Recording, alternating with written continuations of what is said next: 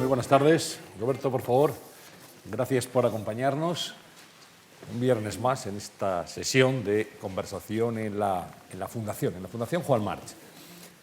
Yo creo que tenemos claro que la moda es una industria más muy importante en este momento en España, desde hace muchos años. Una industria pujante, no exenta de dificultades, pero que nos ha representado tanto aquí como en el exterior. Pero también la moda es cultura, y eso nadie lo va a negar. Y por eso en este ciclo hemos querido dar una mirada al mundo de la moda, de la creación, del diseño, y para eso hemos invitado a uno de los más grandes diseñadores de este país desde hace muchos años. Lleva 30 años en el mundo del diseño, desfilando, trabajando y haciendo no solamente creación, sino también industria, que es, como decíamos antes en una conversación previa, algo difícil. Hay que ver los números, hay que ver el EBITDA, hay que ver los resultados, y esto lo ha conseguido nuestro invitado, para quien les pido un aplauso. Roberto Merino. Buenas tardes.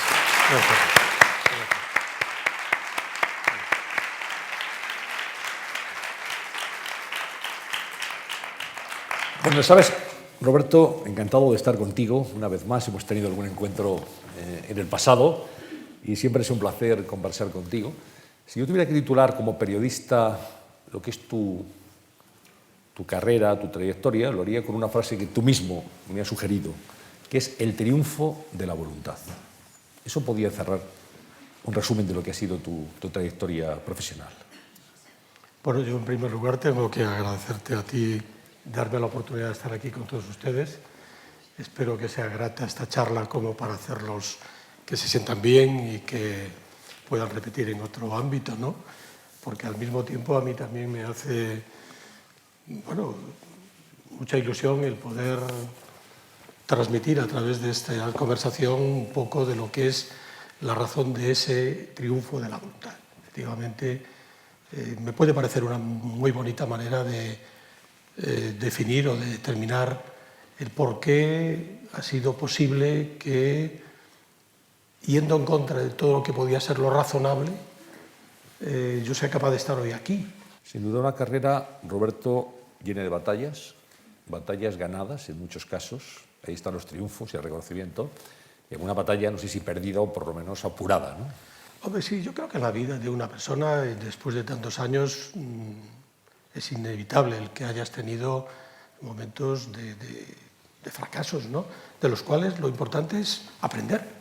Yo soy una persona que a veces pienso que soy casi como un niño, ¿no? Me gusta estar interesado por todo y aprendiendo de todo, ¿no? Y sobre todo cuando eres capaz de mirar por qué razón tú has perdido esa batalla o en qué medida tú de ese fracaso has sacado partes positivas, lo que te hace es estarte permitiendo, bueno, sería como una autovacuna, ¿no? Que te ayuda a corregir y a seguir pues con capacidad de tener la voluntad de no parar. O sea, es una autoayuda continua, ¿no? Que a mí me parece que me sirve. Yo me siento ilusionado como el primer día.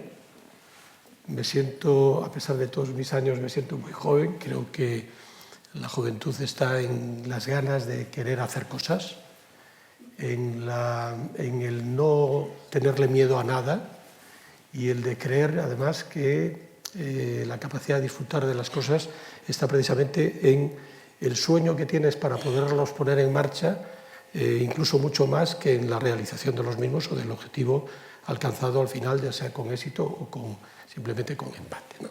Pero bueno, yo he aprendido mucho de mis errores, sigo aprendiendo y no me importa aceptar que puedan venir, es inevitable. Eso entiendo que ha de ser así. Porque además el mundo de la moda es una apuesta continua. Es decir, cada 6 meses hay una temporada, hay que presentar los modelos, hay que plantear propuestas y es arriesgado, sin duda. Es como un examen, ¿no? Yo digo que es una actividad perversa, ¿no? Porque al final sí es perversa. Uno está siempre luchando contra sí. Es como si tuvieras la obligación de superarte continuamente. Si lo has hecho bien, tienes que conseguir hacerlo mejor. No puedes quedarte ahí y dices, bueno, como lo he hecho bien, ahí me quedo, me relajo y ya está, ¿no? Es un poco como los atletas, ¿no? Que tienen la obligación de subir al podio cada vez y tienen que competir contra sí mismos, pero también contra sus rivales, ¿no?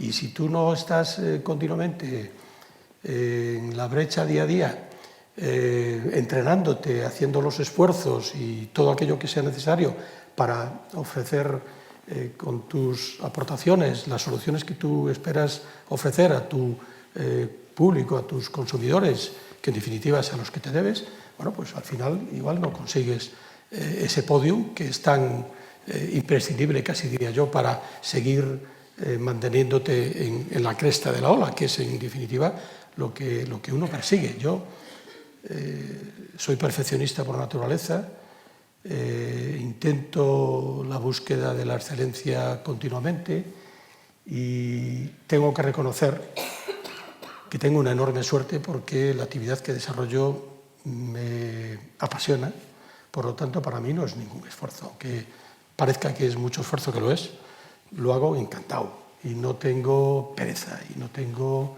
ninguna duda de que seguiré haciéndolo tanto tiempo como la salud me lo permita, ¿eh? Por lo tanto, yo acabo de cumplir 25 años con una exposición de moda en el Museo del Traje en el año 2007, luego en el 2008 he llevado esa exposición a Nueva York.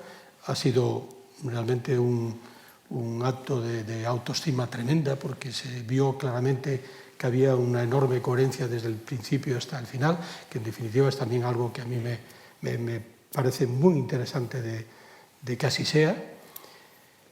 Y en esa búsqueda de esa excelencia continua y en esa dinámica perversa, pues al final acabas como el nadador que tiene que mantenerse a flote, obligado a que así sea para no hundirse, ¿no? Vamos, yo me siento una persona muy afortunada y entiendo que me gustaría que todo el mundo pudiera decir lo mismo, porque entiendo que hay muchas actividades en las que la vocación hacia ellas es clave para disfrutarlas y sobre todo para dar lo máximo que uno tiene en ellas, ¿no? Porque yo creo que la sociedad sería mucho más feliz si todo el mundo fuera feliz en su actividad, en su trabajo, en su día a día, en su dinámica. ¿Qué papel juega, Roberto, la competencia? Me imagino que bueno, tú te encierras con tu equipo a diseñar, a hacer propuestas. Estarás pensando, y a ver qué van a hacer los otros, ¿no? Claro, y luego cuando salen, supongo que ves, mira, qué inteligentes han sido o cómo han acertado en esto. Me imagino que la competencia es estimulante y es un acicate, ¿no? A la hora de plantear un trabajo. Sin duda, eso es, antes hacía la referencia a los competidores atléticos de cualquier actividad, que no solamente tienen que cada uno mejorar su marca, sino que si no haces el esfuerzo necesario, quien menos te esperas te adelanta, ¿no? Pues aquí ocurre lo mismo. Nosotros tenemos la obligación de dar siempre un poco más, no solamente para evitar que alguien te pille, sino para conseguir que no te conformes, porque el conformismo en el mundo de la moda, imagino que tiene que haber muchas más actividades que les ocurra lo mismo, ¿no? Acaba siendo lo más negativo que te pueda suceder, porque te pierdes en 2 temporadas y en consecuencia esa necesaria actividad que nos obliga a estar anticipándonos al menos un año a las necesidades de un consumidor, haciendo en cierto modo unos planteamientos que es como si fuéramos un poco ludópatas, porque tenemos que arriesgar a decidir qué es lo que va a ocurrir dentro de un año, cuando este año todavía pues, no hemos acabado este invierno y ya estamos vendiendo el invierno del año que viene. Bueno, la gente dice, bueno, ¿y eso cómo se hace? Bueno, pues como si fuéramos realmente jugadores de casino. Vamos, ponemos la ficha aquí o allí. Si queremos igualar, pues jugamos al negro-rojo. Si queremos ganar, que es obligado, pues tenemos que arriesgar. Pero claro, en ese arriesgar, indudablemente ahí hay... Te la juegas. Ahí hay el riesgo del vértigo, ahí hay el vértigo, del peligro. pero eso primero nos exige estar mentalmente muy activos. Nos hace sentirnos por delante de los acontecimientos. Nos hace ser jugadores empedernidos. porque jugamos a que nuestro trabajo acabe siendo realmente el objetivo que nos marcamos. Ya no solamente por nuestra propia actividad empresarial, sino porque detrás de nosotros hay muchas otras empresas que dependen, unos porque nos suministran trabajo y otros porque nos suministran espacios para vender nuestro trabajo. Por lo tanto, nos debemos también a esas otras actividades y nos exigen no dejar nunca de ser podio. O sea que, por eso insisto otra vez más en lo de la perversidad. Es una actividad muy dinámica, muy exigente, pero al mismo tiempo muy capaz de hacernos sentir la pasión más alta posible, como si no hubiese más amor que el trabajo. Hay una pregunta que seguramente estarán haciendo muchos y muchas, sobre todo las asistentes en este momento, cuando hablas de las apuestas de las temporadas, ¿no? El invierno que viene. Claro. Y de repente todo el mundo sabe que dice, este invierno se llevan los tonos cálidos, o se llevan estos tejidos, o se lleva este tipo de estructura de ropa, y hay una coincidencia general, más allá de que cada diseñador al final tenéis vuestro sello propio, ¿no? Esa coincidencia es como si hubiera un acuerdo previo de que va a ser el blanco, o los tonos crudos, o los colores oscuros, o las faldas más cortas o más largas, las chaquetas cruzadas o no. ¿Eso de dónde viene? Ese tipo de coincidencia básica que marca una temporada. A ver, es complicado de explicarlo porque ahí intervienen muchos factores y muchos elementos. De entrada, todos los productores de las materias primas que nosotros usamos, que lógicamente necesitan años de preparación. Por ejemplo, si la tendencia es a usar el lino, que es una de las materias que a mí más me gusta usar, como materia noble y como materia de tradición gallega. El lino no se improvisa, hay que plantarlo y necesita como mínimo 2 años de preparación antes de convertirlo en tejido. Si la producción de lino es 10 y lo que se necesita es 1000, obviamente no es posible esa utilización. Por lo tanto, hay unos estudios sociológicos que se ponen de acuerdo a través de sus equipos de trabajo que en cada determinada ciudad del mundo más influyente pues se intercambian sus ideas y hacen propuestas para que las grandes multinacionales, yo hablo de un sector agrario fundamental, pero hay más, sobre todo los que son industrias químicas de fabricación de productos novedosos que también influyen en este momento mucho en la producción y los tejidos de moda. Los cambios que se han originado en los últimos años con la producción de las fibras textiles es tremenda y hoy tenemos tejidos que son capaces de darnos soluciones funcionales de un alto nivel de respuesta y que para crearlos hace falta tiempo, dedicación y también inversiones muy serias. Por lo tanto, eso no es algo que se genere al azar, es toda una labor de equipos específicos, de sociólogos, de psicólogos, de expertos en comportamientos, de creadores de opinión, que van formando toda una serie de acciones y a través también de acciones de marketing influyen en las revistas de moda o en hacerle ver al consumidor que la tendencia o la moda va a ser esto. Luego, efectivamente, nosotros le hacemos caso o no le hacemos caso. Y ahí es donde viene nuestro sentido común, el de aplicar nuestro criterio que en fondo, y a mí me parece que es para cada uno el suyo, cada uno tiene el suyo, ¿no? Yo intento no ser muy fiel a las tendencias, pero también entiendo que tengo que conocerlas, es mi obligación, para no apartarme tampoco demasiado de ellas, porque si no, las revistas de moda están diciendo que la tendencia de colores o de estilos es uno, y yo voy totalmente alejado de esa realidad.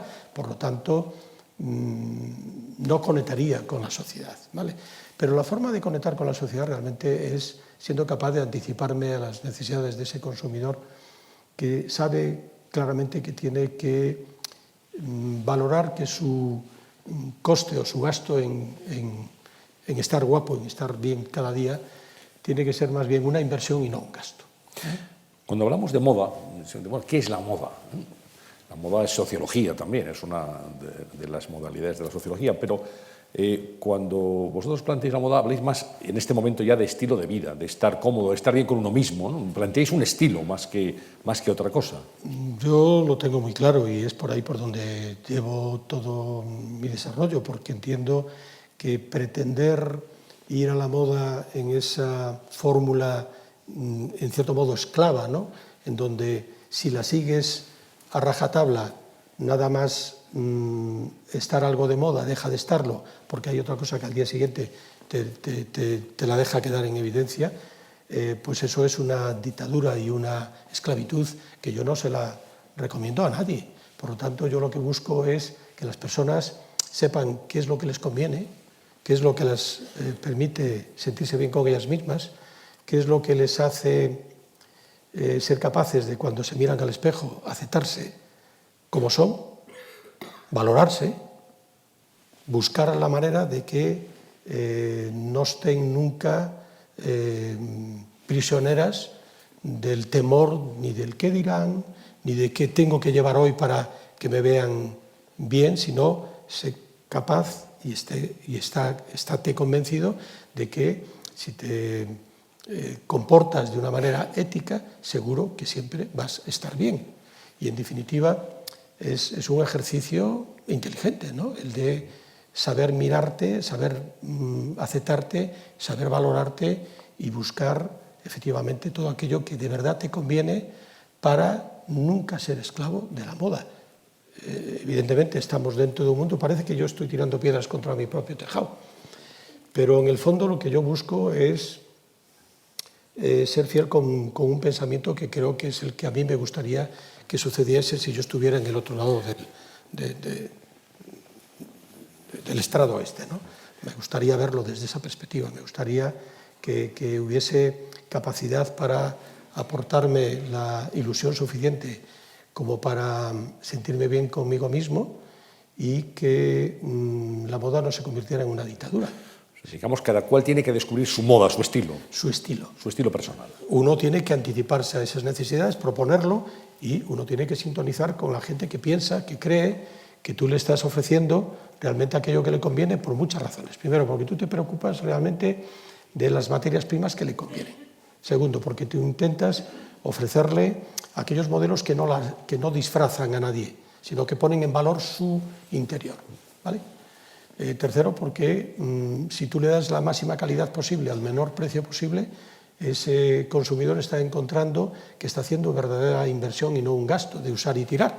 Claro, en este mundo todo vale, hay quien no tiene más capacidad y obviamente no le queda más remedio que buscarse hasta dónde puede llegar. Pero hay gente inteligente que dice, yo en vez de ponerme esto una vez y tirar con ella, y porque me cuesta poco, prefiero invertir un poco más y me lo voy a poner en el transcurso del tiempo.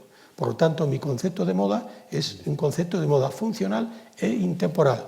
Busco colores que sean capaces de hacer que la gente se sienta bien con ellos y que no sean ni suficientemente estridentes ni que sean colores que no aporten estímulos lúdicos también. Tradicionalmente la moda se dividía en dos grandes temporadas, primavera-verano, otoño-invierno. Y ahora estamos en un tiempo en el cual la meteorología pues está de aquella manera y resulta que en el mes de octubre, el mes de noviembre se puede llevar casi ropa de verano y a veces en el mes de mayo o mes de junio hace un frío que pela. Por tanto, tampoco es tan exacta la meteorología a la hora de plantear las propuestas de los diseñadores. Eso y el hecho de que antes la gente vivía en un lugar y casi no se movía y ahora cogemos un avión, nos vamos a Japón o nos vamos a Nueva York o nos vamos a cualquier otro lugar y también estamos cambiando permanentemente de escenario y de clima. Eso me imagino que está condicionando también vuestro trabajo. Absolutamente. Nosotros habíamos siempre entendido que primavera-verano era una estación, otoño-invierno era otra estación y hoy nos vemos en la obligación de estar haciendo propuestas que son, digamos, de mes a mes. Cada mes tenemos que estar aportando novedades.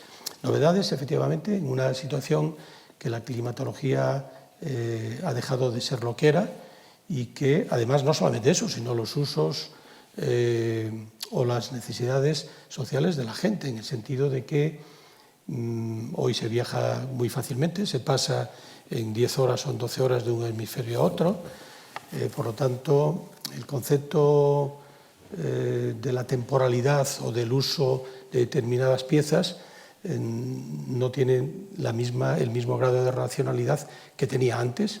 Antes se estrenaba por santos o se estrenaba por Semana Santa, ¿no? Y había Domingo de Ramos.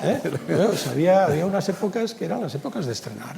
Bueno, yo creo que todo eso ha variado totalmente, pero bueno, porque también hemos asistido a un cambio social de tal envergadura que es lo mismo que los niños que no solo reciben juguetes cuando vienen los Reyes Magos, no sé, es casi el premio continuo porque hemos entrado en un estado casi de búsqueda de la felicidad continua. Entonces, el estrenar cuantas veces mejor y estar bien con uno mismo, el sentirte capaz de que tu personalidad se vea reflejada en cómo tú te demuestras o cómo tú te vistes, a mí me parece que es un objetivo al alcance de muchas más personas que hace años no podía ser, porque también es cierto que en los años 80, no solamente porque las materias primas que utilizábamos eran muy costosas, sino porque había un consumismo y había un coste industrial o quizá un coste más artesanal que era trasladado al mercado con un precio final muy alto y hoy, a pesar de después de tanto tiempo, nuestros productos valen, pues no sé cuánto, pero mucho menos que entonces. O sea, hemos conseguido socializar también la oferta de moda y ofrecemos calidades igual de gratificantes, igual de satisfactorias, igual de buenas, igual de ventajosas que entonces y a muchísimo menos precio. Ya no digamos que luego, ahora con los nuevos sistemas informáticos, la gente mira dónde encuentra más barato el producto que quiere y lo va a comprar allí, porque estamos en una guerra de precios que nos exige y nos obliga. Bueno, en fin, tenemos que hacer auténticas malabares. O sea, ya no solamente tenemos que ser capaces de imaginar lo que va a ser nuestra oferta el año que viene, donde la dificultad no solamente es acertar con la tendencia, sino acertar cuántas de esta prenda voy a tener que tener para acertar con la compra y que no me sobren y que no me falten.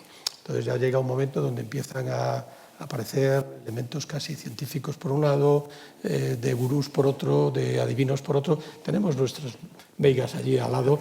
Ser gallegos tiene sus ventajas. Las meigas acompañan siempre. A velas haylas. Entonces, bueno, por eso también la moda en Galicia tiene el éxito que tiene. Está allí detrás de nosotros haciéndonos sus aportaciones y muchos de los aciertos son consecuencia de esa realidad. Claro, hay que preguntarse qué tiene Galicia. Roberto, ha sido uno de los polos más importantes, no el único, pero de los más importantes de la moda de este país desde los años 80. Hablamos de grandes industrias, de grandes firmas y de muchos diseñadores con nombre que sois gallegos. Galicia ha sido un polo de atracción importante para la moda y un lugar de desarrollo también de la moda de España. Que tiene Galicia. Yo tengo un amigo que dice que como soy gallego es un defecto, pero lo dice porque nunca sabes si digo algo o si cuento lo que tengo que decir o no lo cuento. Bueno, tú cuéntalo como si estuviéramos aquí en total libertad, entre amigos. Galicia lo que sin duda tiene es un cultivo social indiscutiblemente valioso. Las personas de Galicia que han estado acostumbradas en épocas pasadas a tener que emigrar para ganarse el sustento porque hemos estado siempre aislados, al final estamos en una esquina donde todavía necesitaremos que pasen como 10 años para poder tener un AVE de generación nueva con respecto a lo que los demás ya lo tienen desde hace 25. Bueno, tenemos que hacer auténticos esfuerzos extras con relación a muchas otras cosas que tiene Galicia. Pues yo creo que tiene una gente fantástica, porque es capaz de hacer los esfuerzos que sean para lograr que todo el mundo sea, en la medida de lo posible, capaz de tener su trabajo allí, no tener que emigrar.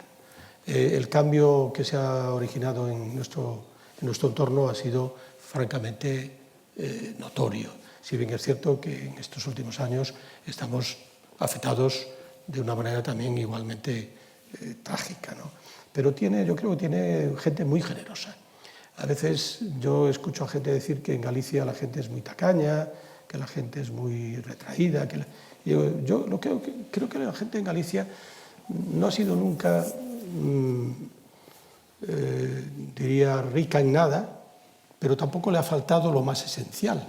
Y cuando alguien muy humilde te da lo que tiene, yo creo que es una prueba de su generosidad, ¿no? Y yo creo que ese espíritu en Galicia existe. La gente hasta hace muy poco tiempo tenía un sistema de trabajo comunitario en donde se repartían las tareas en los medios rurales, sobre todo, de manera que cada uno ponía de su parte el esfuerzo que hacía falta para que el vecino hiciese sus labores. Se ayudaban en una forma primitiva o arcaica, pero que a mí me parece que es una prueba de la generosidad que representa el que la gente no busca el retorno inmediato de su aportación, sino que es capaz de dar todo lo que tiene y más, ¿no? Eso por un lado. Y por otro lado, pues que es una circunstancia coincidente con respecto a la moda que yo creo que nos ha marcado a un grupo de diseñadores gallegos que hemos tenido la oportunidad de estar en el momento oportuno fuera de España y que hemos vivido experiencias que nos han permitido traerlas a nuestro lugar y ponerlas en práctica como una manera de contribuir a crear empleo, a crear riqueza, a crear orgullo de país, a crear alternativas atractivas, porque yo creo que lo que más ilusión me hace muchas veces es escuchar a mucha gente en Galicia que gracias al desarrollo que hubo en los años 80 de nuestro diseño, de nuestra moda, de todos los grupos que formaron ese colectivo, ¿no? Que la gente empezó a sentir orgullo de país. Y eso a mí me parece que es muy importante porque un país que no tiene orgullo de ser de donde es o de ser lo que es muy difícil que tenga capacidad para enfrentarse a ningún reto del tipo que sea. Por eso la voluntad tiene que estar también avalada por la capacidad de creer en uno. Yo creo que eso, en cierto modo, nos falta en este país, a todos. Me refiero al país España, ¿no? Pues yo soy gallego, pero soy español, ¿vale? Y soy europeo, y soy universal. Y no creo que una cosa y la otra no están en absoluto reñidas. Por lo tanto, sentirme orgulloso de ser español cuando estoy fuera me parece imprescindible. Y que haya sido la selección española la que más haya contribuido a que este país se haya sentido orgulloso de algo, ya me parece bien, pero me parece insuficiente, porque tenemos muchísimos motivos para creer que tenemos razones para sentir orgullo de país, porque tenemos muchísimas cosas que no las tiene nadie. Sería difícil enumerarlas, pero en el ámbito deportivo, en el ámbito cultural, en el ámbito de la moda, en fin, es muchísimo lo que este país es capaz de aportar para que las personas puedan sentir orgullosas y tengan confianza en sí mismos. O sea, que tenemos, aparte de lo que la sociedad civil no sea capaz de hacer, no le demos vueltas, no lo va a hacer nadie. Y a mí me parece que algo de eso en Galicia ha sucedido, que olvidados en aquella esquina, con dificultades de comunicación, con necesidad de salir adelante, con la energía de la juventud, incluso yo creo que con la temeridad de tomar decisiones que muchas veces acabaron en un fiasco, pero bueno, de una caída uno se levanta y vuelve a funcionar. Pues yo creo que todo eso ha formado un cúmulo yo diría, de energía, ¿no? de entusiasmo, de capacidad de enfrentarnos a la batalla de cada día y no darnos nunca por satisfechos sin por lo menos dar la nota más alta que podíamos dar. Cuando hablamos justamente de representación de España en el exterior, hay una empresa gallega, por cierto, de Arteixo, de Coruña, que es Inditex. Y uno puede andar por Tokio o por Dubái y ves tiendas de Inditex, ves tiendas de Zara en todos los lugares del mundo. Ahora mismo es una marca internacional muy valorada en Estados Unidos. Es inevitable preguntarte por Zara y por Inditex en el mundo de la moda. ¿Tú eres partidario? Hombre, yo soy un enamorado de su éxito. Le tengo mucha envidia sana, por supuesto, tengo que decirlo, y los aplaudo y los vamos, los defiendo a muerte porque entiendo que han hecho mucho también por este país. Han conseguido también transformar una creencia de que éramos un país tercermundista en un cambio sustantivo. De hecho, el desarrollo de su actividad de negocio se estudia en las universidades más importantes del mundo. Es el ejemplo. Entonces, ¿cómo no vas a tener envidia sana de quien realmente te está diciendo, si quieres, puedes? ¿Vale? Unos tienen más éxito, otros tenemos menos, pero tenemos más que otros. O sea, al final, también es una cuestión de que uno sea capaz de aceptar y de asumir retos de la dimensión que te puedes permitir. O sea, yo entiendo que me podría gustar haber llegado a alcanzar objetivos más ambiciosos, pero también mirando hacia atrás entiendo y veo que también tengo razones para sentirme orgulloso de todo lo que fuimos capaces de hacer desde una población rural en un ámbito de moda donde no había ninguna tradición industrial, ninguna tradición empresarial, o sea, no teníamos casi ni teléfono, ¿vale? Por lo tanto, todo eso al final configura una manera de ser, de enfrentarte a las dificultades y de no conformarte con lo convencional que te marca un carácter, ¿no? Y yo creo que ese carácter es extensible a más diseñadores gallegos que el que yo pueda estar pretendiendo plantear así. Hay que recordar que tú fundaste hace ya algunos años, junto con Adolfo Domínguez, la Asociación Textil de Galicia. Sí, yo fui cofundador con Adolfo de esa asociación. También fui cofundador de la Asociación de Creadores de Moda de España, con Enrique Loewe, con Modesto Lomba, Jesús del Pozo, Ángeles Lesser, Antonio Pernas. Me ha parecido siempre interesantísimo el encontrar en mis, digamos, colegas, que muchas veces somos rivales, pero no somos enemigos. En el fondo, somos más valiosos si vamos juntos a hacerle frente pues, a lo que hoy se necesita, que es conquistar mercados internacionales, por ejemplo, ¿no? Cada uno de nosotros por sí solo es nada. Juntos tenemos la capacidad de aunando esfuerzos, de que se nos oiga y al menos de poder hacer cosas de cierto calado, ¿no?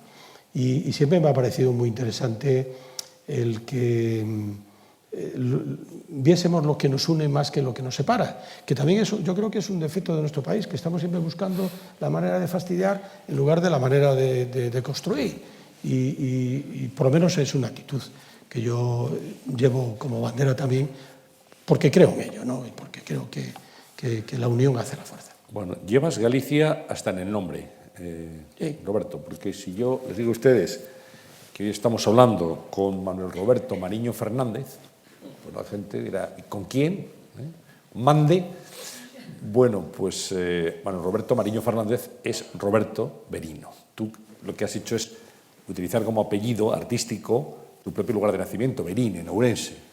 Sí, tiene su explicación. Suena muy bien, hay que decirlo, suena estupendamente. Sí, aparte de que haya sido un acierto indiscutible haberlo utilizado como marca, yo quiero dejar claras dos cosas. Por un lado, ese sentimiento de orgullo del que antes comentaba que nos falta. Verín es una población fronteriza con Portugal. De hecho, estamos a tiro de piedra. La población más importante que está a nuestro lado se llama Chaves. Es una población de 25 o 30.000 habitantes, mayor que Verín. Pero desde que éramos pequeños teníamos una rivalidad internacional. Nuestros partidos de fútbol eran internacionales. Y cada vez que los mirábamos decíamos, pero ¿cómo ellos son orgullosos de ser portugueses y nosotros no somos orgullosos de ser españoles? Porque había mucha gente tan humilde, que caminaba descalza porque no tenía ni siquiera zapatos. Y sin embargo eran orgullosos de ser portugueses. A mí me parecía que esa falta de orgullo de país había que defenderla a ultranza. Y cuando yo me encontraba con gallegos fuera de España, le preguntaba de dónde eran porque por su acento sabía que eran gallegos. Y entonces me decían, de Galicia. No, claro, ya lo sé, pero ¿de dónde? De Ourense. ¿Pero de Ourense de qué sitio? De Verín. Hombre, de Verín no, porque yo soy de allí, no te conozco de nada, por lo tanto, no es de Verín. Entonces eran de un pueblo de cerca de Verín, pero es que les daba vergüenza de decir de dónde eran. Y dices, pero por el amor de Dios, ¿por qué la gente tiene vergüenza de ser de donde es? Y lo más importante es defender tus orígenes. Entonces, a mí, en la época de estudiante, cuando estaba en Orense, me llamaban el Verino. Me llamaban el Verino porque era de Berín. Pues todos teníamos un mote, ¿no? Pues yo era el Verino, ¿vale? Entonces, a mí me pareció que utilizar el mote como nombre artístico era una manera, primero, de defender que me gustaba. Y segundo, pues de dejarles a la gente muy clara que había que defender de donde tú eras, poniendo tu nombre como bandera y como insignia de tu lugar. Era una manera de predicar con el ejemplo, claro está. Pues Roberto, que es mi nombre también, y Verino como nombre de marca que se ha consolidado como una marca que yo creo y espero que dure mucho más que yo, porque entiendo que va a tener la posibilidad de sobrepasarme en el tiempo y serán las nuevas generaciones los que puedan hacer de Roberto Verino quizá mucho más de lo que yo haya sido capaz de hacer. Pero bueno, ya me siento bien si mi nombre perdura, porque yo creo que cuando alguien se muere, y desgraciadamente eso es algo que ocurre a diario, no lo podemos evitar, solo se muere cuando se olvida. La gente que se recuerda a uno de ella está contigo, está presente, no se ha muerto, ¿no? Si mi nombre dura, pues yo no me voy a morir, seré inmortal. Hombre, ya lo eres, ya lo eres. De momento, fíjense ustedes, el nombre de Roberto Verino está puesto al menos en 180 puntos de venta en todo el mundo. 180 lugares donde Roberto Verino vende su ropa. No eres Inditex, pero tampoco, en fin, tampoco te has quedado en Berín. Sí, no, hay mucha distancia. Pero tienes una expansión internacional y nacional importante. El señor Amancio Ortega, sinceramente, está son años luz. Palabras mayores. Yo insisto de nuevo que ya me gustaría parecerme un poquito a él. La verdad es que entre La Coruña y Berín hay también mucha distancia. Estamos en extremos opuestos, pero sí. Pasiño a pasiño. Siento realmente que han sido un ejemplo, que han conseguido también poner España en muchos mapas que no se conocían. Han ayudado a que también es cierto, nosotros no nos damos cuenta de la envidia que nos tienen a los españoles en otros lugares, porque de aquel tercermundismo donde nos encontramos al inicio de toda nuestra andadura a la realidad normal de hoy, en donde estamos en condiciones de poder ser vencedores en pequeñas batallas con nuestros, digamos, predecesores, ya sean franceses, italianos, americanos o ingleses. Pues yo creo que hemos avanzado tantísimo, ¿no? Y que esto nos tendría también que servir para no solamente sentirnos orgullosos, sino para creer cada vez más en nosotros. ¿En cuántos países estás presente, Roberto? Ahora depende con qué tipo de producto. En perfumes estamos en 127 países. Con la cerámica, que es un producto que desarrollo con una empresa de Castellón, que se llama Saloni, estamos en 37. Con las gafas, que también las vendemos a nivel internacional, creo que estamos en 40 y tantos. Y con el mundo dependiente más de mí, que es todo el tema del vestuario y los complementos, somos más modestos y estamos en 13. O sea que 13 países no está mal tampoco. Oye, y la moda es muy diferente, es decir, hay ropa que tú puedes vender aquí o puedes vender en Europa y no puedes vender en Estados Unidos porque allí no se acepta ese tipo de confección y viceversa. No, lo normal es que lo que se vende bien aquí se venda bien en todas partes. Sí. Ocurre lo mismo con España. Lo que se vende bien en Bilbao se vende bien en Sevilla. Es cierto que las necesidades a veces de la zona norte no son exactamente iguales a las de la zona sur, pero eso no genera tantas diferencias. Luego sí hay matices, ¿no? Hay países que a lo mejor pues, el verde no lo aceptan porque es el color a lo mejor de su bandera, y que también les pasa a otros países como a nosotros, que los colores de nuestra bandera no los aceptamos para vestirnos ni de broma. Por lo tanto, en esto tendríamos que aprender de otros, ¿no? Hay matices, pero en general el éxito de un producto es es equivalente en un país o en otro. Lo que tiene éxito en cualquier lado que sea, y lo que no tiene éxito no lo tiene en ningún lado. O sea, cuando nos equivocamos por igual, y cuando acertamos lo podemos decir con la boca llena, tiene acierto de forma generalizada. Déjame que vuelva por un instante a Berín, cuando te llamaban el Berino, cuando tú estudiabas. ¿Cómo era ese país? ¿Cómo era esa Galicia en ese momento? ¿Qué recuerdas de aquellos años de infancia? Hombre, yo recuerdo que era un entorno feliz. Quizá he tenido la suerte de contar con una familia que de aquellas era normal. 7 hermanos, muchos tíos, muchos tíos abuelos, o sea, familias enormes, ¿no? 9 hermanos, 7 hermanos. Entonces, nuestros encuentros, o sea, no hacía falta hacer amigos para hacer un equipo de fútbol. Entre los primos todos ya hacíamos 2 equipos. O sea, que era muy fácil disfrutar de las pequeñas cosas, porque aquellas pues no había como hay hoy juegos ni entretenimientos diversos, nos los teníamos casi que crear nosotros, pero teníamos, yo creo que la capacidad de imaginar lo que nos podía ayudar a ser felices. Y realmente en Berín hay una realidad que a mí me parece que me ha ayudado muchísimo, ¿no? Tenemos un magnífico castillo de la época medieval, que es el Castillo de Monterrey, que está todavía en pie. Es una de las obras arquitectónicas más emblemáticas de Galicia, que siguen, digamos, con un cierto deterioro, pero siguen vivas. No están en uso, pero siguen teniendo una majestuosidad increíble. Ese entorno del castillo ha significado un lugar para nuestros juegos fantástico, porque no teníamos necesidad de un escenario, íbamos allí. Entonces toda nuestra imaginación la podíamos llevar pues, a la época de los romanos, a la época de los visigodos o a la época de lo que fuera, ¿no? Y también influyó muchísimo la figura de un profesor de historia y de filosofía que teníamos en la escuela. A todo esto, claro, hay que reconocer que en aquel entonces pues, era la escuela de párvulos donde nos llevaban cuando teníamos 6 años, por vocación de unas maestras que eran docentes per se, y luego había la escuela de los hermanos de las escuelas cristianas, que era una orden religiosa equivalente a los maristas, y ya no había nada más. Entonces, si tú querías estudiar después de los 10 años, o una de dos, o te ibas fuera de tu pueblo, o aceptabas ir a una academia donde te formabas por libre para luego irte a examinarte al Instituto de Orense, ¿no?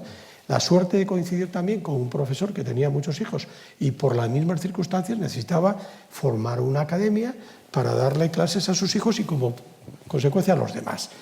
Este hombre, que era además un ilustre gallego de la Real Academia de la Lengua Gallega y de la Historia Gallega, tenía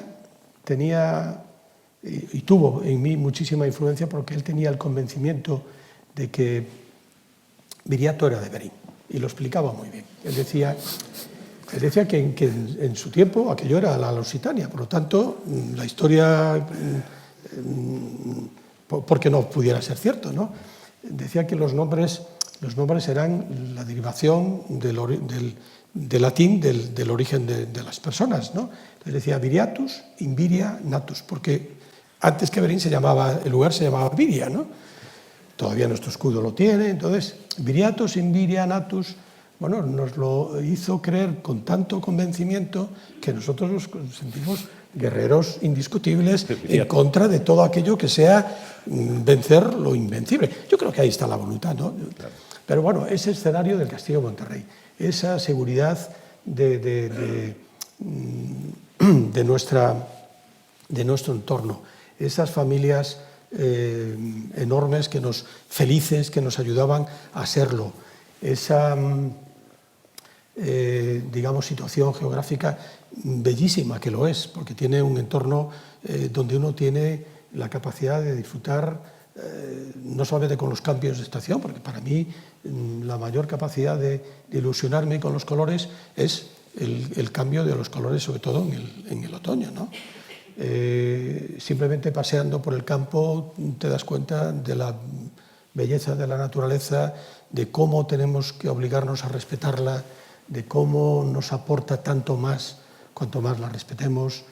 Y bueno, hay tantas cosas en en favor de esas capacidad de sentirte bien en un entorno que te da tanto, que yo me siento también afortunado por tener esa oportunidad, ¿no?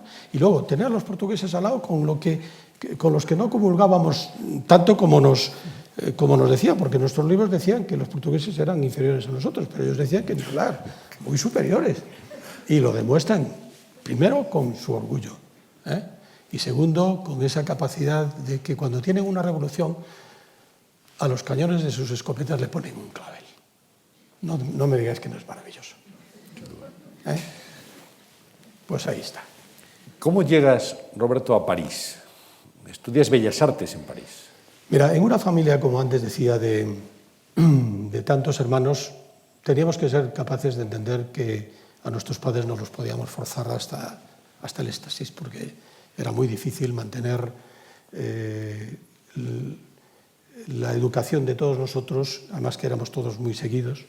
Decía mi abuela que cabíamos debajo de un cesto, porque éramos todos con 1 año y poco de diferencia.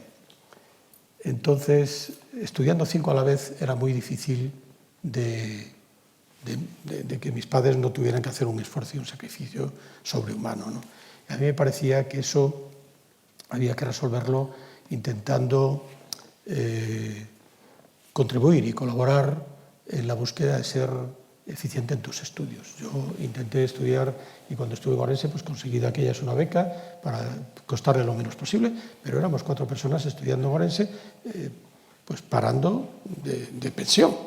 La pensión de Doña Mina era nuestro centro de vida, ¿no? Y aunque hoy Berín y Orense están a 1 hora de camino, en aquel entonces con las dificultades de las carreteras y con la falta de medios de transporte, las distancias eran mayores, ¿no?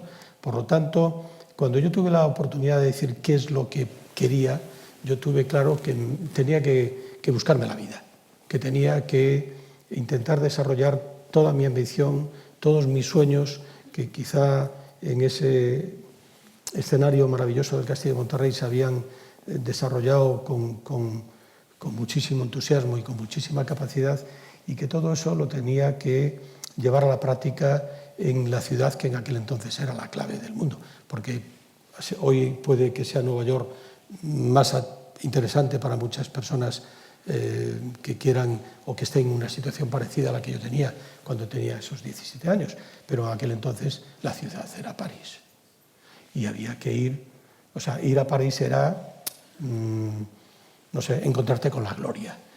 Y yo quería estudiar Bellas Artes, por lo tanto, me fui a París convencido de que, primero, iba a hacer lo que me gustaba, segundo, iba a intentar ser la menos carga posible para mis padres, porque no iba a París con el apoyo paterno que lo llevaba, pero no en su, digamos, totalidad, sino que yo iba con la intención de que tan pronto pudiese, yo me pondría a trabajar para ser capaz de sufragar mis necesidades. De hecho, ya lo había intentado antes, estudiando con una beca, ¿no?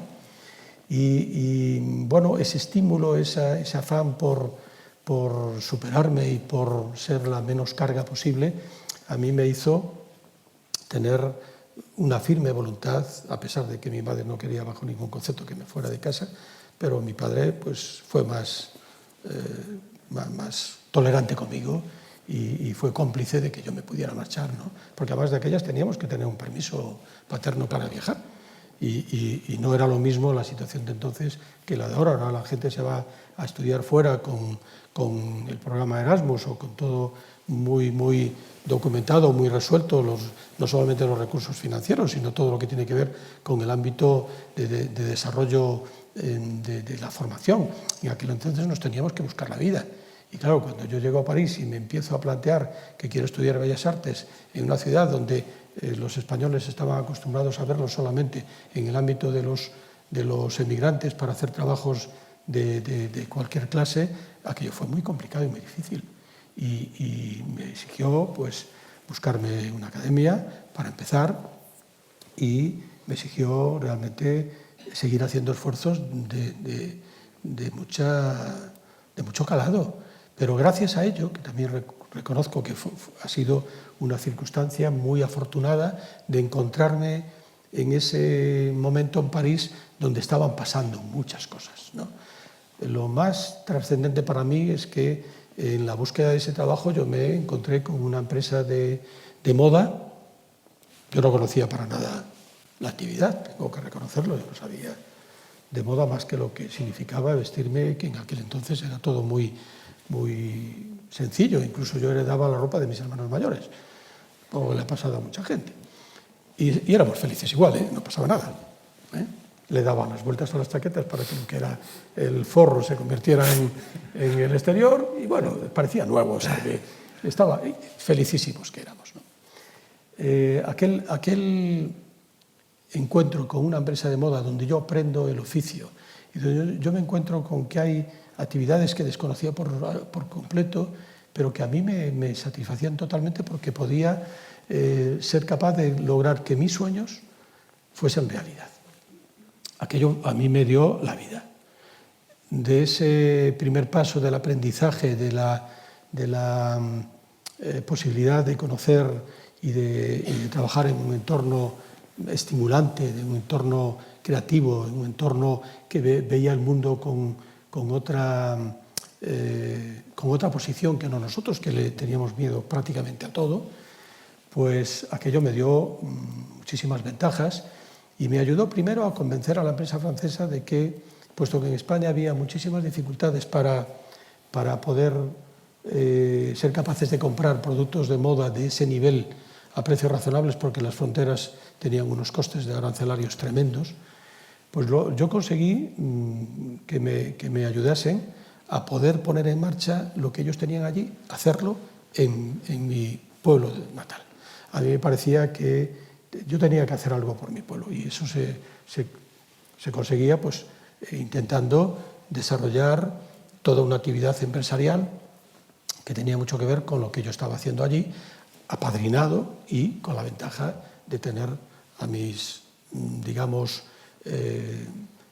socios franceses, porque al final eso fue en lo que nos hemos convertido, en mis partners para que yo pudiera ser capaz de iniciar mi aventura de desarrollo de moda en España. De ese primer paso, pues todo va evolucionando, lo mismo que ha evolucionado este país en el cambio que hubo en los 80, que gracias a ese cambio donde la libertad que se produjo, el entusiasmo de las personas, el buscar en la moda la solución a sus, digamos, evidentes necesidades de consumo, ¿no? Para ser más felices y más modernos, bueno, pues todo eso ayudó muy claramente a que todos esos esfuerzos tuvieran una respuesta muy gratificante, porque el cambio que las mujeres experimentaron en este país ha sido de tal trascendencia que si tenemos que agradecérselo a alguien, lo que somos hoy, había que un 80% agradecérselo a las mujeres. Han sido las que lo han revolucionado todo y hay que reconocérselo. Y esa capacidad de ser libres para decidir lo que iban a comprar y con qué dinero lo iban a comprar, gracias a su incorporación al mundo laboral, ha creado una evolución tan rápida y tan capaz de permitirnos a todos los que nos dedicábamos a este oficio de tener un crecimiento inicialmente muy importante, y es la base de lo que hoy somos. Si nos hubiera coincidido una circunstancia parecida a la crisis que estamos sufriendo ahora, para nada hubiéramos tenido las mismas posibilidades. Por lo tanto, yo digo que le debo muchísimo a las mujeres, más que a los hombres, que creen que con cambiarse de corbata ya cambian de traje. Por lo tanto, ahí todavía hay... Tenemos mucho que aprender. Mucho ¿Dónde va a dar? Mucho que andar. Bueno, pues si les parece, vamos. Ya sé que han estado viendo antes de que entráramos algunos fragmentos de desfiles de Roberto Merino, y ahora van a asistir a algunos desfiles de Roberto Merino con el diseñador aquí, que esto tiene siempre pues, más interés. Así que sí, esto es un resumen de 25 años de desfiles. Vamos a ver.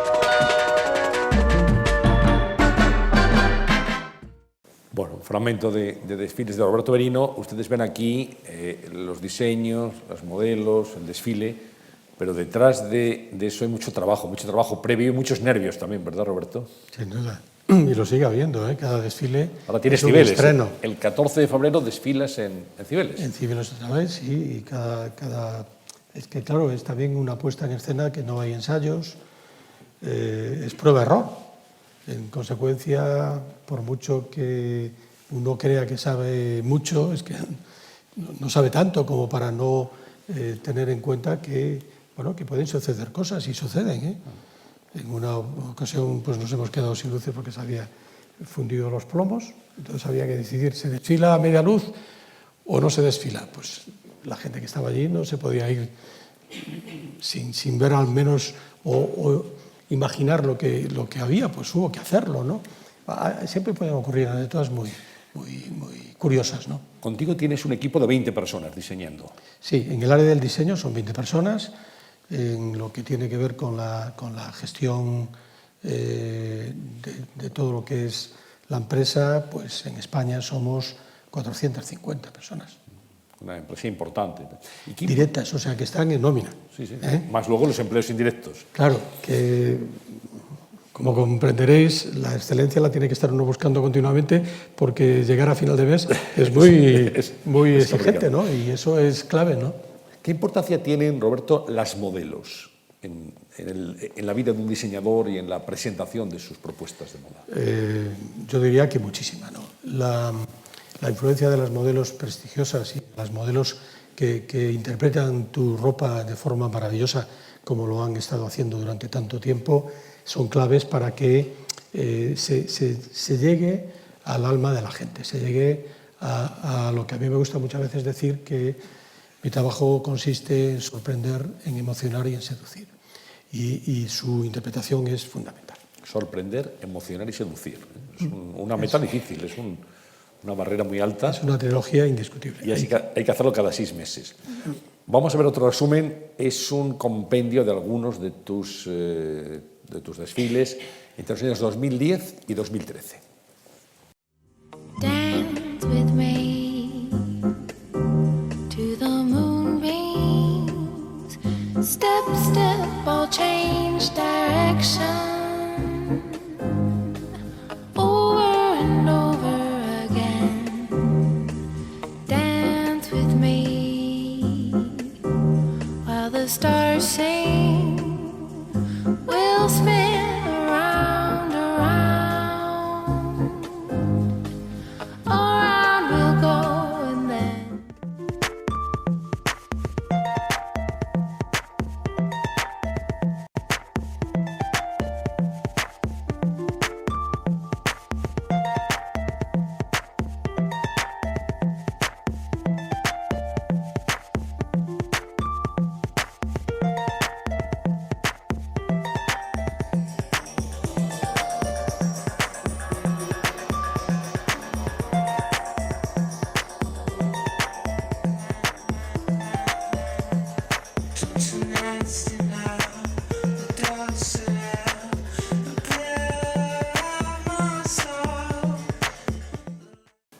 Comenzaste diseñando ropa solo para mujer, después ya también adaptaste la línea de hombre. ¿Dónde te sientes más cómodo diseñando? Hombre, yo no solamente es porque estoy enamorado de las mujeres, me gustan mucho más las mujeres y me siento mucho mejor con las mujeres. Pero aparte es mucho más gratificante el mundo femenino que el masculino. El masculino es mucho más difícil, a pesar de que a la gente le puede parecer más sencillo, porque como es más maduro el sector y como es más técnico y más industrial, lo que uno puede hacer con el mundo masculino es más reducido. Por lo tanto, esa capacidad de sorprender, de emocionar y seducir es más limitado. A mí me parece que siempre habrá una diferencia sustantiva entre lo que uno es capaz de proponer y de hacer que las mujeres se vean muy guapas y muy atrevidas. Claro, luego también depende de cada momento. Cada mujer tiene que saber estar según el momento del día para lo que se viste, ¿no? Claro. Entonces, bueno, la mujer es más agradecida, diría yo.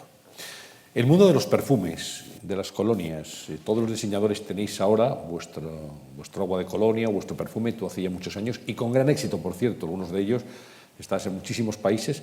Bueno, ahí es un trabajo, supongo, entre tu propia nariz, tu pituitaria, y el trabajo de los químicos, de los perfumistas, que te van ofreciendo alternativas y posibilidades que tú interpretas que es el estilo Roberto Berino también. Me imagino que es una traslación del mundo, del estilo de la moda, del estilo de la ropa, al mundo de la perfumería. Sí, es indudable que yo intervengo, pero ahí mi trabajo es mucho más sencillo, en la medida en que yo no tengo una nariz, digamos, preparada para identificar lo que un narices del perfume es capaz de ofrecerme. Entonces, lo que tengo es que ser capaz con el empresario perfumista identificar quién es el que en ese momento tiene la capacidad de ofrecerme estar en sintonía con el mercado y al mismo tiempo con mi filosofía, con mi target, con mi manera de entender la moda. Por lo tanto, ahí es más ser capaz de buscar el equipo que lo va a hacer y acertar, que no mi nariz ya me vale, pero no puedo decir que sea el mérito mío, no, es verdad. Y luego tiene mucha importancia también digamos, la presentación, el frasco, la caja, el envoltorio, sí, el paquete. Ahí ya la intervención es más directa, importante, sí, claro. Porque ahí ya tengo otra capacidad de influir. Y bueno, ahí también, lo que no cabe duda, que también es el equipo con el que te rodeas. Yo creo que al final uno puede ser capaz de hacer muchas cosas, pero si no lo hace con un equipo de buenos profesionales, difícilmente llega a niveles como el que yo pueda decir que nos encontramos hoy. Dentro de las 450 personas de nómina, también hay un staff que no está en nómina, pero que trabaja conmigo desde hace mucho tiempo, ¿no? Y que, a mi entender, son las claves para estar en la cresta de la ola continuamente, porque uno solo, por mucha voluntad, por mucha fuerza, por mucho orgullo, por mucho trabajo, por mucho que quieras, tiene muchos límites. El día tiene 24 horas, ¿vale? Entonces, yo creo que la clave está en saberse rodear de buenos profesionales, en el ámbito que sea. Y para cada ámbito hay siempre que buscar el mejor.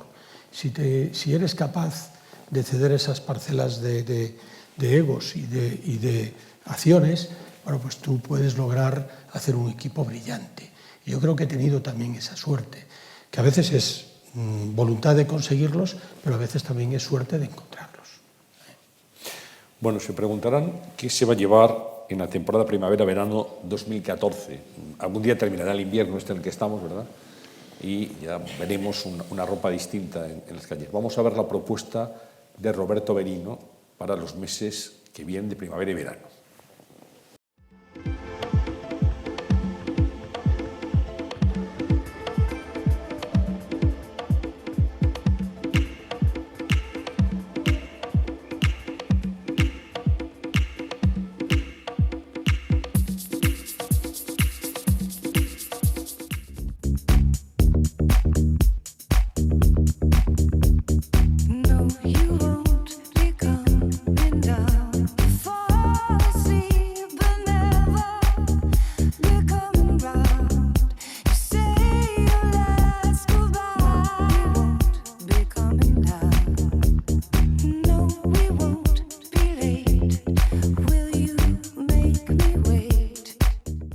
Ese es el momento feliz, Roberto.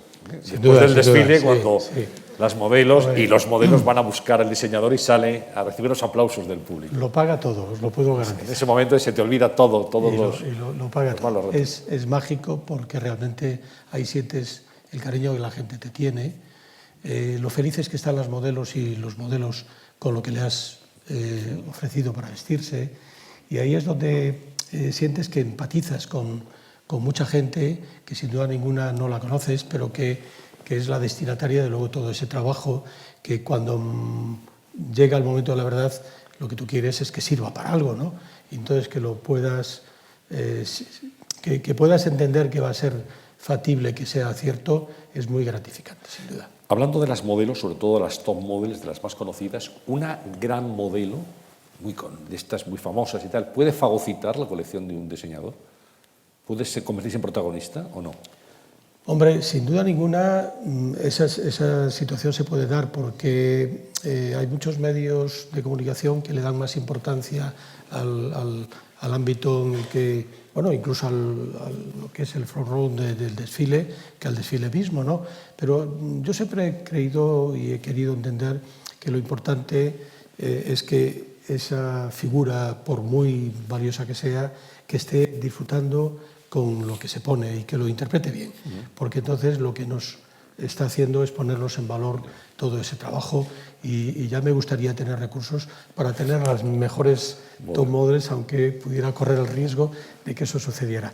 Lo daría por bien empleado. Sí.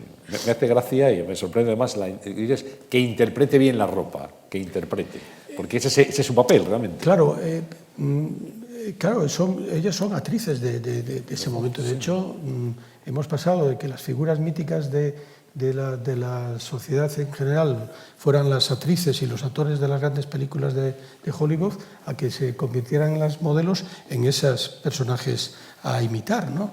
Por lo tanto, que ellas, cuando digo que lo interpreten, que lo lleven porque lo sienten, ¿eh? Porque al final, a mí lo que me interesa es que la gente se vista convencida de que lo que está llevando le está haciendo que se sienta bien consigo mismo.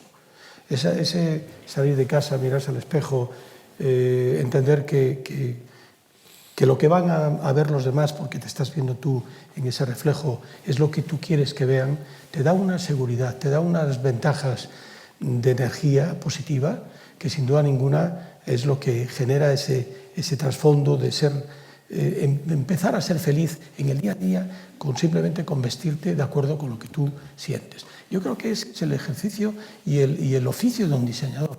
Intentar que la gente sea feliz, intentar hacer soñar a la gente, intentar que no se conforme con lo convencional, intentar sacarle partido a vestirnos todos los días y lo mismo que los grandes chefs de cocina intentan hacernos disfrutar comiendo por lo menos una vez al día, porque la vida es lo que es y si no la disfrutamos nos vamos a morir sin haber probado tantas cosas buenas que hay. Pues es una pena, ¿no? Yo creo que, qué gran razón tienes. Yo creo que hay que saberle sacar partido a todo aquello que se pueda sin que eso sea ir en contra de los demás. Porque yo creo que el respeto no va reñido con este ámbito. Por lo tanto, ¿por qué no disfrutar cada día, en cada momento, de las pequeñas cosas y de las verdaderas razones que hacen que la vida merezca la pena? Y la vida merece la pena si sabemos encontrar las pequeñas cosas que la hacen ser atractiva. Una duda que también tendrá mucha gente es, seguramente en tu caso no ocurre, porque lo que tú muestras en la pasarela después lo puedes vender en cualquiera de tus tiendas, pero hay diseñadores que solo diseñan determinada ropa para la pasarela y que luego no se fabrica y no se vende, ¿o eso ocurre? Hombre, quizá hay algunos que tienen esa, digamos, dimensión de hacer ropa para pasarela o para clientas, digamos, especiales, ¿no? Y se lo hacen o bien en exclusiva o bien sobre medida, porque no tienen una dimensión comercial que le permita llegar más allá. Pero es muy lícito eso también. Yo creo que cada uno tiene que saber cuáles son sus límites. Y a mí me parece que es tan elogioso el poder hacer eso, disfrutar con eso y hacer felices, pues yo a lo mejor pues que tengo en mi lista de clientes conocidos, o por lo menos que tengo sus datos, creo que son 200 y pico mil personas. Bueno, pues a mí ya me hace mucha ilusión saber que por lo menos tengo la oportunidad, no creo que siempre lo consiga, pero me dan la oportunidad, más de 200.000 personas, de hacerlas felices con mi trabajo. Si hay personas que eso lo llevan simplemente a una dimensión de 200, pero las hacen felices igual, pues yo creo que no hay por qué pretender. Yo no quiero ser igual que Amancio Ortega por mucho que lo envidie, porque no puedo tampoco, y porque ya tengo que saber cuáles son mis límites y ya tengo que ser feliz con lo que hago. Y creo que cada uno en su dimensión tiene que saber aceptar hasta dónde puede llegar. Y eso, a mi entender, es sumamente lícito y respetable, claro, cómo no. Bueno, hay una persona que tú has citado antes en tus respuestas, que es Enrique Loewe. Sé que tiene una gran amistad con él. Él no está aquí físicamente, pero ha querido dejar su pregunta y su saludo para... Sí, está aquí, me dice, está aquí. Pues nada, Enrique Loewe, bienvenido. Con la luz no le veía. Le he estado dando la espalda sin haberlo sabido. Lo siento, pues, Enrique. Bueno, pues no le vamos a hacer subir al escenario, pero sí le tenemos filmado y vamos a escucharlo. Adelante. Roberto, es bonito y es un placer para mí hacerte un par de consideraciones más que preguntas. La primera de ellas es si te acuerdas de aquellos momentos gloriosos de finales del siglo pasado y principios, en fin, a la altura del 2000, cuando un grupo de diseñadores convocados de alguna manera por una buena voluntad y la búsqueda de soluciones para sus problemas en el futuro, hicisteis la Asociación de Creadores de Moda de España, en la que, modestamente pude contribuir siendo su presidente honorario y su portavoz en momentos no exentos de dificultad. Desde entonces, Roberto siempre ha sido para mí un referente, mi voto preferente y mi admiración, porque debe de ser complicado mantener, como tú lo has hecho, con estabilidad, con continuidad, una trayectoria coherente. Lo que más admiro de ti, lo que más he aprendido de ti, y he tenido muchas veces en la vida la oportunidad de pegar bandazos o de cambiar trayectorias, lo que admiro de ti es tu continuidad, tu fe en ti mismo y tu manera de hacer las cosas con inteligencia, con alegría y con optimismo. ¿Estoy en lo cierto, Roberto? Absolutamente, Enrique.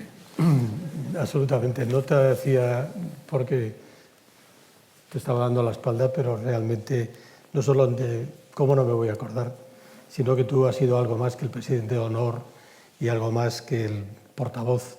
Has sido realmente el padrino de todo ese proyecto que gracias a ti ha tomado forma y hoy consolida una asociación de diseñadores, de creadores de moda de España, que está formado por una cincuentena como mínimo de profesionales que tienen en la asociación una posibilidad de mejorar o al menos de tener un apoyo que en aquellos momentos no teníamos.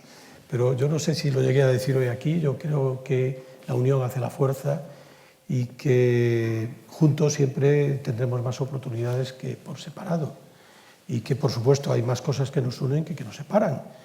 Colegas, rivales, pero sobre todo profesionales de un sector que estamos enamorados de él y que ya me alegra escucharte lo que dices, porque la admiración que la tienes soy yo por ti. O sea que está claro que en la vida todo es recíproco, ¿eh? Por lo tanto, me hace mucha ilusión haber escuchado tu consideración y cómo no me voy a acordar. Ha sido muy, muy bonito aquel momento y yo creo que uno de los aspectos que más persigo es ser coherente, porque creo que es la clave para defender un proyecto o al menos defender algo en lo que crees y que tiene que ser un hilo conductor que ayude a no perderte en esta vorágine en donde indiscutiblemente en esa perversidad de la que yo hablaba en la conversación, a veces las circunstancias pueden o hacen muy difícil que no pierdas un poco el norte. Pero bueno, si uno también se cae y se sabe levantar y aprende de las caídas, pues ya está. Pues nada, encantados de tenerle aquí, don Enrique Loewe. Es que claro, ustedes nos ven a nosotros, pero nosotros con las luces a veces no les vemos en la cara y es un placer tenerle aquí. Hablábamos antes, Roberto, de tu etapa en París. Cuando tú estás allí descubres el París de la explosión de la moda, Yves Saint Laurent, Coco Chanel, Dior. Tú estás allí y descubres el prêt-à-porter allí, que es algo que en España el prêt-à-porter no se conocía, y contabas incluso una anécdota que te había referido Elio Van Hayer, que es otro de los grandes nombres junto con Pertegaz de la moda española. Elio es un hombre simpaticísimo, además de un grandísimo profesional al que yo también admiro muchísimo, ¿no? Me contaba una vez que él tenía una anécdota de unos colegas diseñadores de alta costura y de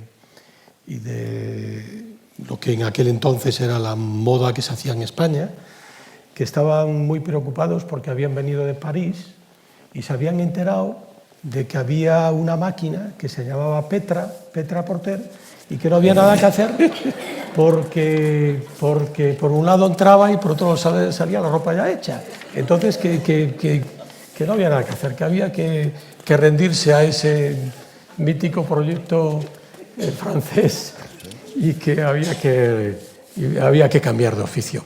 Afortunadamente no lo hicieron, siguieron disfrutando mucho de su trabajo, y realmente lo que ha sido es un cambio significativo en lo que era la forma de entender la manera de vestirse de antes al de ahora, porque evidentemente de aquellos patrones de la alta costura evolucionaron para hacerse pues, ropa más en serie, reduciendo costes de mano de obra artesanal y aportarlos a la industria, y eso es lo que ha significado y ha ayudado efectivamente a algo que yo creo que lo he comentado, que es que hemos socializado de alguna manera la capacidad de vestirse con el más alto nivel dentro de ámbitos sociales que antes sería imposible entender que fueran así. Por lo tanto, hacer felices a las personas con nuestro trabajo creo que es uno de nuestros objetivos más inmediatos, ¿no? Pues queda aquí el recuerdo para Elio Hayer, que sigue todavía en la brecha. Pertegaz, que es otro de los grandes números. Pertegaz es otro ejemplo de pundonor, de trabajo. Yo creo que hemos aprendido todos muchísimo de él, y sobre todo esa capacidad a sus 90 y muchos años de seguir al pie del cañón. Y yo creo que al final esa realidad de que hay vocación en nuestro trabajo de tal trascendencia que no sabremos abandonar nuestro trabajo y nos moriremos con las botas puestas. Por eso, si nos morimos, nuestro nombre perdura y nos hacemos inmortales, yo creo que ya tenemos el más de lo más, que vamos a pedir que no sea bueno, la máxima satisfacción. Además es verdad, no hay que quejarse. Que tengamos muchos amigos también, que es lo que importa. Y eso tú lo tienes, Roberto. Uno de tus amigos, te pregunto también aquí, que es Pedro Mansilla. Hola Roberto, después de 30 años de amistad yo te podría hacer muchísimas preguntas, pero probablemente la que resulte más interesante para las personas que esta tarde te están escuchando será esta. ¿Tú podrías decirme cuál es el momento más feliz, el momento que más disfrutas y el que más sufres en todo el proceso creativo? El momento de gloria es justo un poquito antes del desfile, unas horas antes del desfile cuando estás probando la colección, el fitting en las modelos, unos días antes cuando pruebas pieza por pieza para establecer cuál va a ser la colección que nos quieres presentar, unos días antes cuando se da la satisfacción de un patronaje corregido para que finalmente la pieza caiga como tú quieres, o, yéndonos mucho más atrás todavía, esa semana que te vas a comprar tejidos a París, a Milán, a Barcelona. Dime de todo ese proceso creativo, cuál es el momento que mejor te lo pasas y en el momento en el que más sufres. Pues muchas gracias, Pedro. También te he estado dando a la espalda un, digamos, colaborador desde mucho tiempo, de los que presumo y quiero muchísimo. Creo que has definido muy bien y yo entiendo que hay dos fases. La primera, la de hacer con tu equipo ese briefing para determinar en qué vamos a basar lo que va a ser el desfile siguiente, la colección de la temporada siguiente, y entonces el ir a buscar los materiales, porque al final nuestro trabajo también tiene mucho que ver con el de los grandes chefs.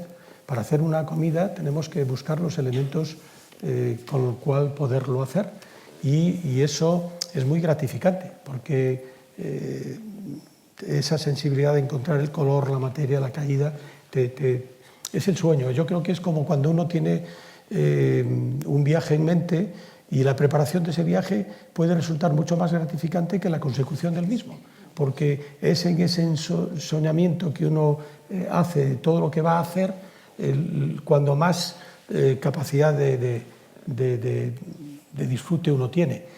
Y luego el otro es el final, y es el final realmente del desfile, cuando uno ha visto que no ha pasado nada muy raro, porque siempre puede pasar algo. En el último desfile tuvimos un pequeño problema, y es que habíamos hecho unos tacones tan altos que las mismas modelos acostumbradas a andar con tacones muy altos, pero eran más altos de los que ellas asumían y aceptaban, y a mí me parecía que se podían caer. Pero no había más remedio, no pudimos hacer otra cosa que quitarles la tapa, quitarles medio centímetro y punto. y hubo alguna que sufría caminando por la pasarela y yo estaba temiendo que se cayera. Bueno, eso es portada en muchos sitios, o sea que también tenía sus ventajas. Pero uno como profesional sabe que eso no lo debe hacer.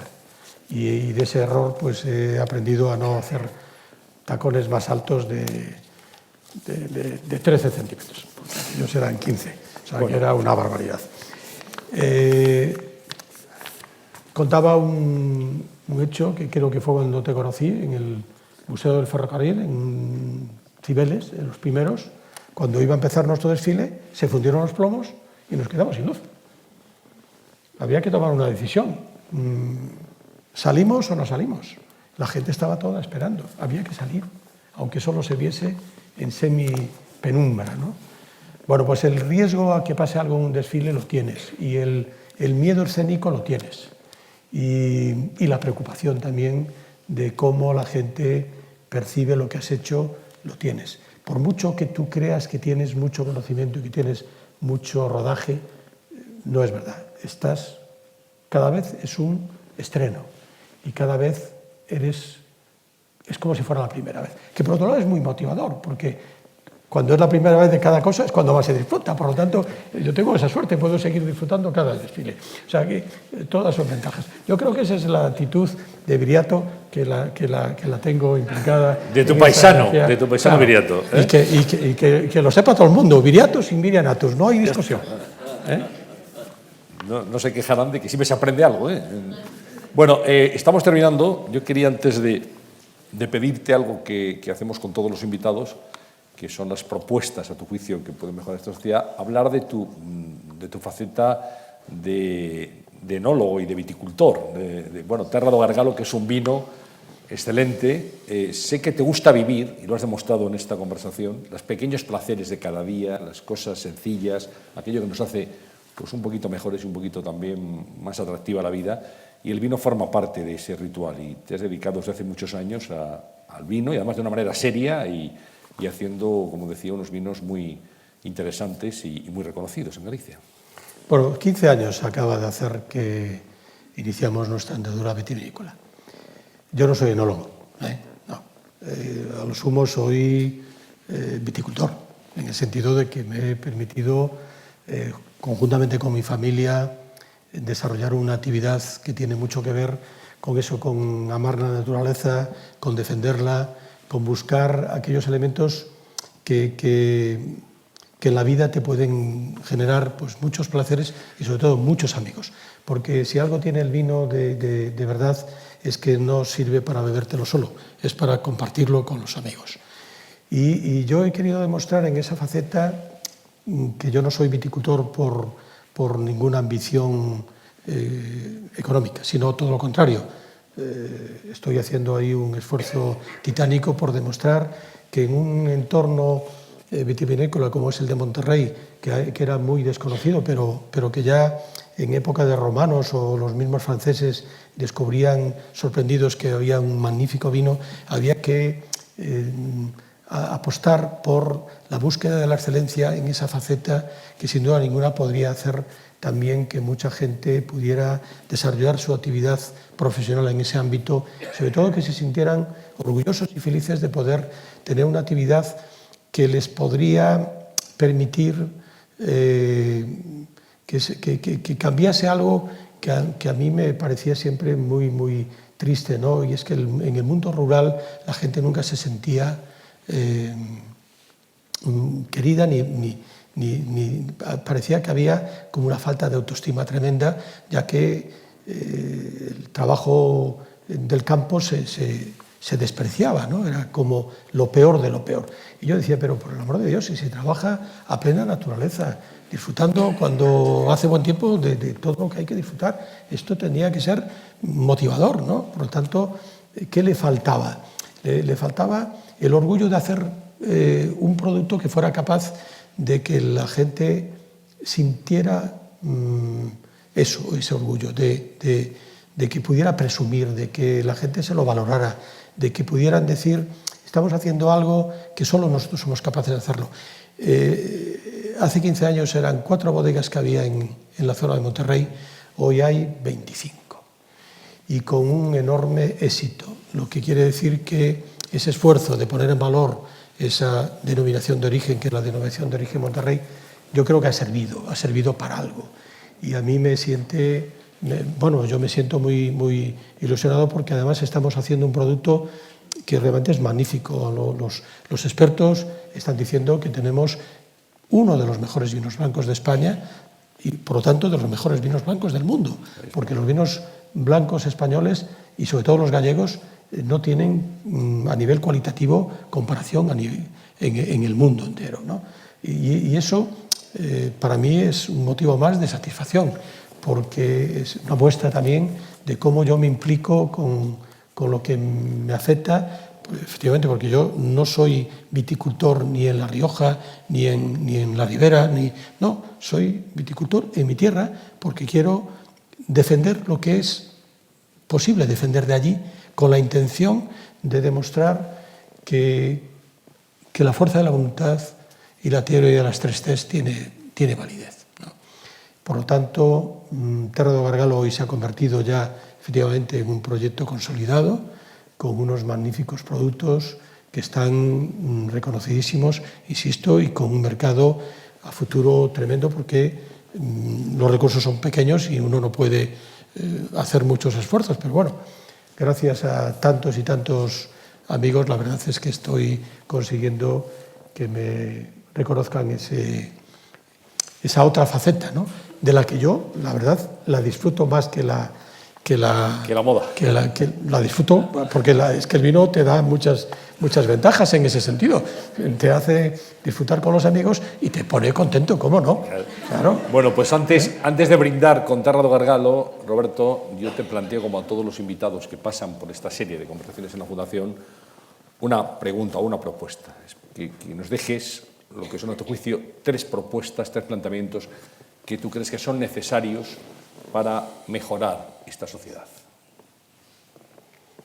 Hombre, yo creo que es algo que no lo estamos cuestionando todos los días, las personas que creemos en que el mundo tiene que ser mejorable, ¿no?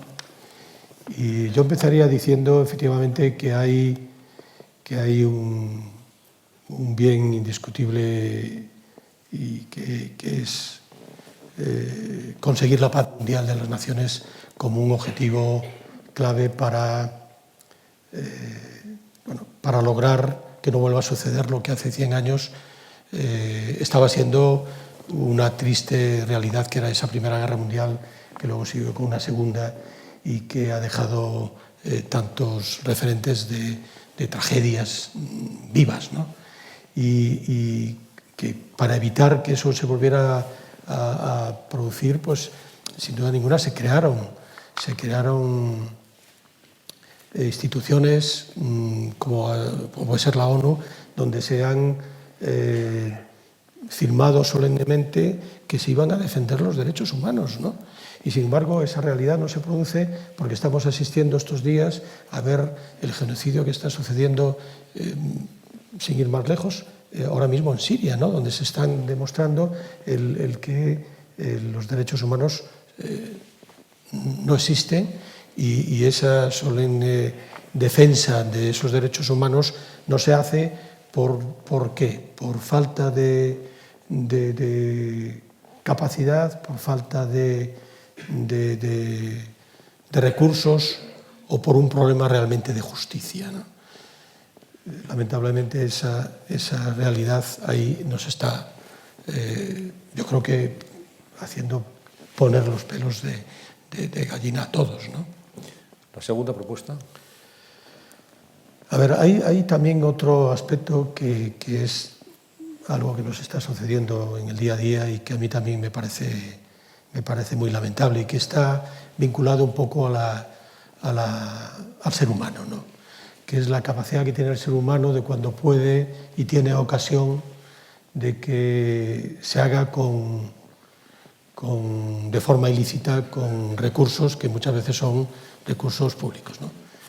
Y esto a lo mejor no lo podemos evitar, por mucho que nos duela. Somos incapaces de ver cómo eso se puede resolver de una manera rotunda. Pero si realmente hubiese justicia, con la capacidad de denunciar, de perseguir y de hacer que esa justicia evitara que los, digamos, corruptos, no, como está sucediendo, no pasaran desapercibidos y no dejaran de tener sus sentencias condenatorias, pues a lo mejor no conseguiríamos evitar la corrupción, pero sí evitaríamos que fueran un porcentaje realmente muy, muy, muy alto, ¿no? ¿Y la tercera? A mí me preocupa muchísimo el tema de la educación en las personas. Yo creo que si queremos cambiar las cosas para bien, tendríamos que invertir en educación de una manera seria y rotunda, ¿no? Hasta el punto de que este acontecimiento que está empezando a estar un poco de moda, que es que la clase media está desapareciendo y es donde realmente se ha fomentado más la cultura y es donde se ha conseguido que la democracia sea estable, ¿no? Que esa realidad se esté sucediendo porque no se aportan los recursos o no se entiende que el conocimiento, la cultura y la formación de las personas son las únicas maneras de conseguir cambiar este mundo a mejor, evitar que existan desequilibrios de tal naturaleza desde el punto de vista de las aportaciones fiscales, donde hay muchos pobres que aportan mucho y pocos ricos que aportan poco, ¿no? Cuando eso acaba generando realmente una crispación muy grande en las personas, porque es un desequilibrio que acaba pasando factura, ¿no? Y que es el principio del populismo, del autoritarismo y de posibles situaciones que querríamos, al igual que la paz, que no sucedieran, pero el caldo de cultivo está ahí si no somos capaces de cambiar. Bueno, pues llegamos hasta aquí. Yo te quiero agradecer... Ya ha pasado la hora y media. Ha pasado hora y media, hora y 35 minutos, pero es que es un suspiro, por lo que cuentas es muy interesante. Por eso yo quería, si me permites, y si me permiten ustedes, acabar esta conversación de la misma manera que la iniciamos, con ese titular que creo que resume perfectamente tu espíritu. Roberto Berino, el triunfo de la voluntad. Muchas gracias y mucha suerte, Roberto. Muchas gracias. Gracias.